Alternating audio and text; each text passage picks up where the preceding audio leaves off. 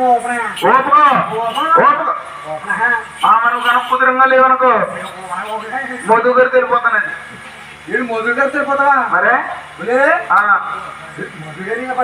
మరే ఆయన పుష్టి మామ సెకండ్ ఏంటి నువ్వు తరుడు సెకండ్ ఎవరు దుబాయ్లో ఉన్నారు.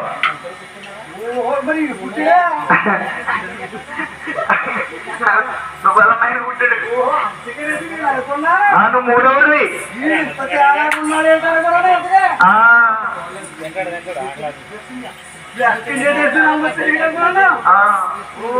మరే మరి నిన్ను చేసుకో ముందు ఎలా ఉండదు తెలుసమ్మా?